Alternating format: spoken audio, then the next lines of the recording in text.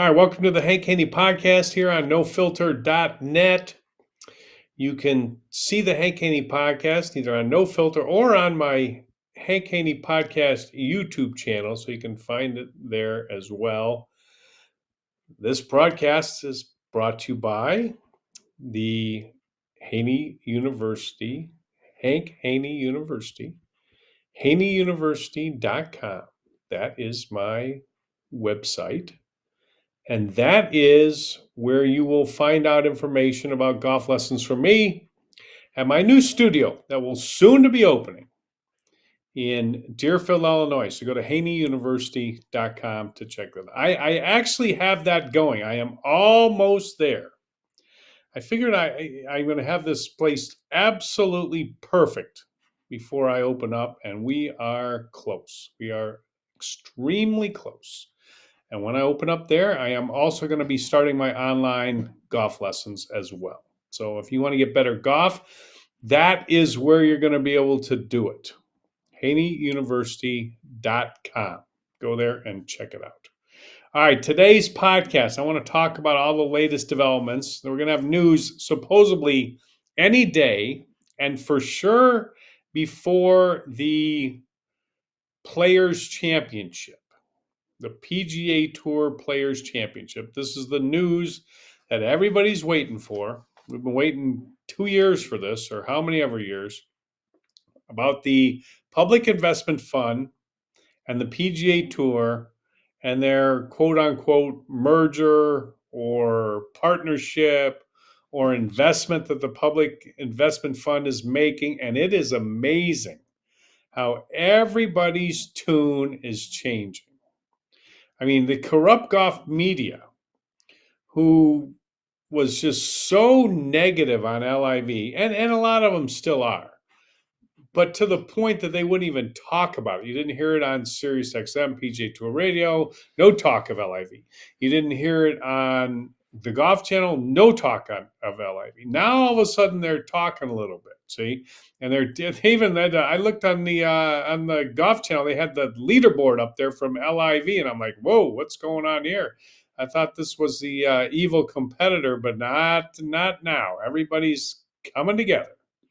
And they're all coming together, and the tunes are changing. Rory, who was so outspoken, the gift that keeps giving, Rory McIlroy, who loves to talk, he will tell you all about everything.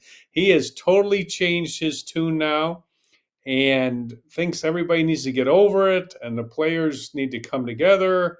And it's just like, whoa, what a reversal. Of course, Rory's made plenty of money. As a matter of fact, Rory said at the last tournament, he said, I've made more money in the last couple of years, and he admitted it was because of LIV, and everybody knew that. I've been talking about that ever since it started. I said, this is going to be great for everybody financially. The people that are getting left out are the fans who watch the PGA Tour on TV, because the tournaments have just been so washed up with. I mean, it's just hard to watch. I mean, you can't. There's the players that I mean, I look at the leaderboard now on the PGA Tour, I don't even know anybody.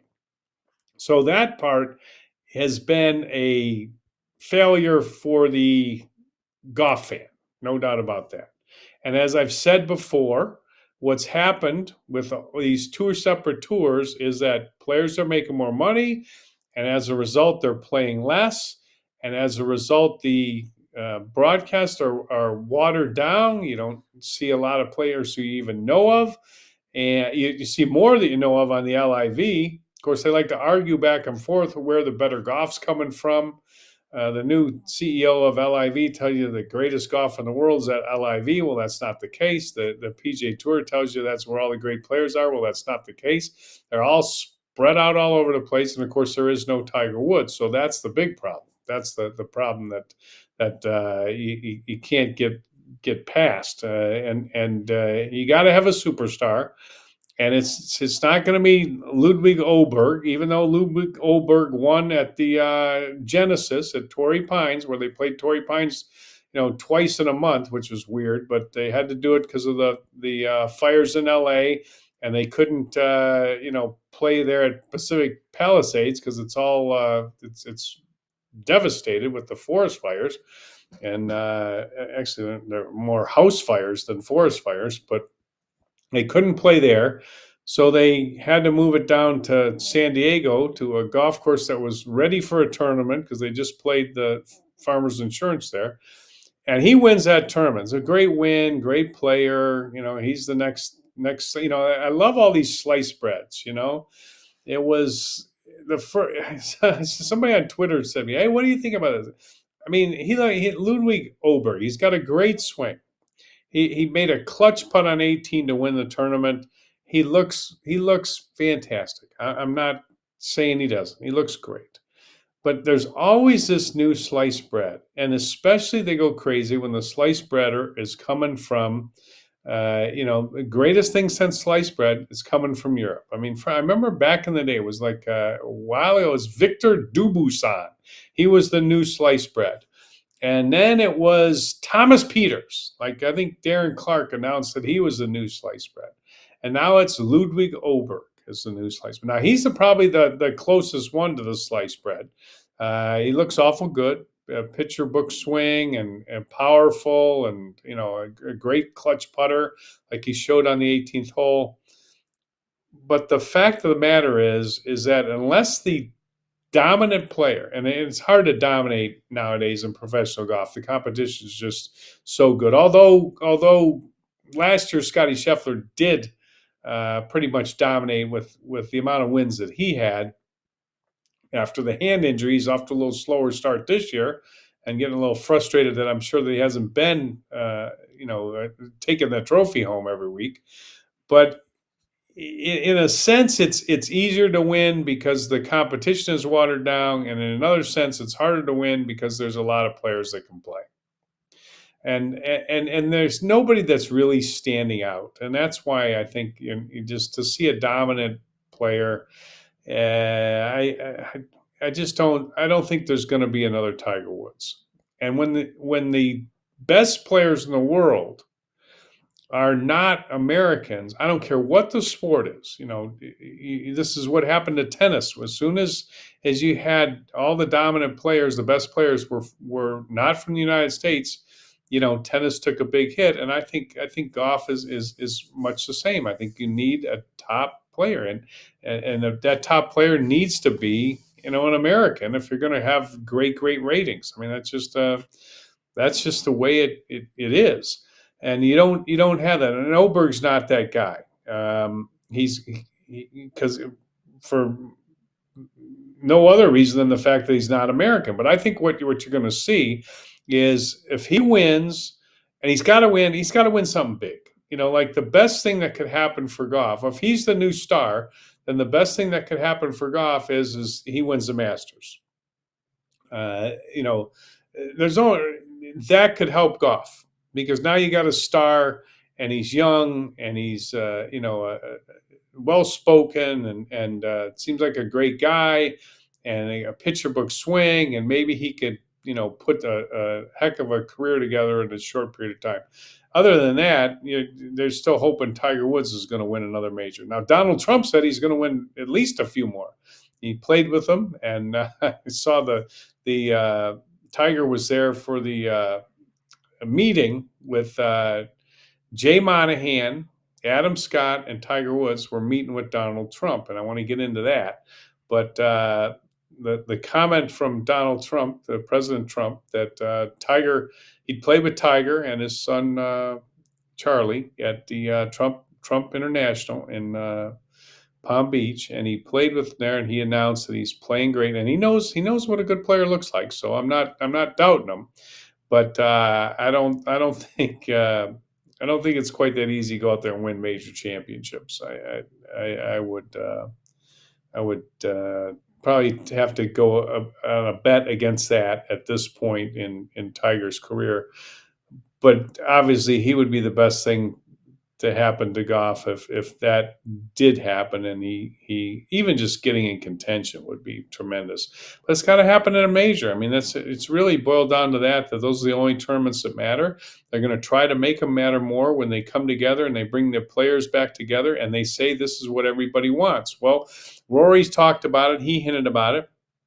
Now Tiger and Adam Scott and Jay Monahan have met with Donald Trump, and Trump's helping them put together a deal, make a deal. He's let's make a deal. He's all about making the deal, and he's the art of the deal. He can get it done, and he doesn't think it's difficult to do, and it doesn't sound like it is. And they needed help. I think they needed help on this deal with the Public Investment Fund and the LIV Public Investment Fund and the PGA Tour. They needed to get past all this Department of Justice antitrust issues, and I think Trump's probably helping them do that, and that's pushing the deal along. But now everybody has changed their tune. All of a sudden now, Tiger, who was adamantly against LIV, now he was adamantly against LIV because he had the Tiger Golf League, the simulator golf league coming on board, and he didn't, he saw these guys signing for all these big checks, and he wasn't going to sign for one of those checks. So of course he was against it.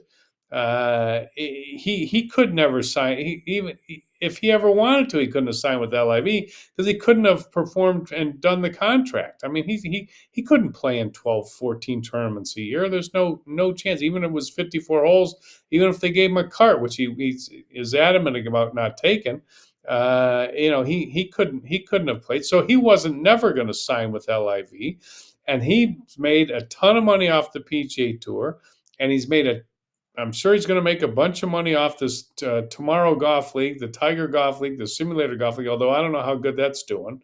That's a hard watch. I mean, I try. I watch a lot of it, but man, it's not the easiest watch in the world. I mean, you watch that thing and you're like, whoa. I mean, this is like, is the paint dry yet? I mean, that's a tough watch. But I'll keep watching because I'm just, I'm for golf, and I like simulator golf. I like the indoor golf. I'm a fan, but I don't know. It's just the audience seems to be dwindling a little bit. I see the ratings, but who knows? Maybe it's like background TV. I don't know what the answer is. I mean, they obviously thought they could sell that, and they got a lot of people that with a lot of money that went into this thing. So you would think that these guys are smart guys. They'd figure something out. But the point is Tiger made his money, Rory made his money, and now all of a sudden they're changing their tune, and they realize that golf is not in a good place, and they've said, well, we couldn't get rid of them. LIV's not going anywhere. We couldn't get rid of them. They got all the money in the world to hang in there. And what do we got to do? We better be partners with them. And this has been Trump's thought all along. The president said, Yasser El-Rahman, the head of Public Investment Fund, loves golf more than anybody in the world, and you're better off being partners with them than you are trying to fight them. And I guess he's finally convinced these guys, although they probably have no choice because their tour is not doing good. And I'm speaking of the PGA Tour. They finally decided that, hey, we better get with them. We better get this. Why wouldn't you take? Listen, they want to invest $1.5 billion, and there's plenty more where that came from. Why wouldn't you take their money? Like this has been the stupidest thing ever in business. And I know President Trump looks at it and says, "This is crazy." I mean, like, how do you? This guy wants to give you $1.5 billion and be partners with it, and you don't want it. I mean, this whole thing has been so poorly managed, and now it looks like they're finally coming. And listen to what Tiger said.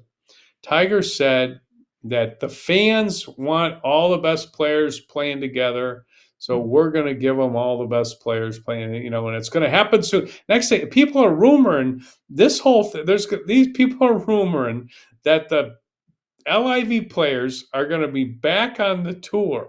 They're going to be back on the PGA Tour by the Players Championship. They say, and then one of the corrupt golf media guys wrote that you could even count on them playing it at the Players Championship, which is crazy because the LIV has a tournament already scheduled in Singapore that same exact week. So I don't understand how that's going to happen. Are they going to cancel Singapore so a few guys that are still eligible can play at the Players Championship, or are they going to throw 3 or 4 guys that are the top players in LIV out there in the Players Championship and throw in some substitutors in the at the LIV, which they could do. That would be an easy solution. Take some guys at the PGA Tour guys that had an opportunity to sign for a bunch of money and didn't. Throw them into the Singapore tournament for LIV, and take DeChambeau and Cam Smith and Koepka and Dustin Johnson and whoever else you want to take over and put them over there on the Players Championship, and they can all sing "Kumbaya," and it'll all be back. It'll be back to to the good old days. And what will happen is the ratings will come up just a touch, not much. They won't come up much because people are only going to watch so much golf, and they're only going to watch so much golf without Tiger Woods out there. Now, Tiger says he's going to play. He wants everybody to play. He's going to play more this year, but we've been hearing that for how many years, and we'll see. We'll believe it when we see it, and we'll believe his game when we see it, regardless of what President Trump says. We'll believe Tiger's game when we see it, and it may be good. Who knows? It could be. Play that little cutout there, and you never know. I mean, things get crazier things have happened, but I hope that they all get back together. Here's what I really hope for, though. I'm not getting all the players back for 4, 5, 6 tournaments, or having them cross over and having some guys play LIV and some guys play the PGA Tour, and they can play both tournaments, and maybe they got some guys skip over there to the Tiger Golf Tour, Tiger Golf League, the indoor league, and the guys are just coming and going all over the place. You got a lot of golf, you got a lot of television, and I think it's all good, but the pie is only so good. I talked about this a few weeks ago. The pie is only so big. You could have 22 golf leagues, and you're still going to have a certain amount of pie. And the pie just keeps getting slivered up, and everybody's got a piece of the pie, and pretty soon they're all little bitty pieces, but the pie was only this big to begin with, and that's what it's going to be. And that's my thing. So I think what they need to do is reinvent, and I'm not so sitting on the edge of my seat waiting for them to tell me that the PGA Tour and Public Investment Fund are getting together. And I'm not sitting on the edge of my seat because they're telling me that the PGA Tour players are going to, come play some LIV, and they're going to let the LIV guys play some PGA Tour. I'm not really sitting on the edge of my feet for that. What I'm sitting on the edge of my seat for is when they tell me how they're going to reinvent this game a little bit. Make it a profitable venture for the investors, the SSG investors, and the Public Investment Fund investors, and the PGA Tour. How are they going to make it a profitable venture for all those guys, and what they're going to do? Now, the LIV had the big tournament down there in Australia, and that was not even close. Like, bar none, not even close. That tournament and the Phoenix Open were the 2 biggest and best tournaments of the year. Phoenix Waste Management Open and the LIV tournament down in Australia, Alderete or whatever it's called. Okay, the course down there.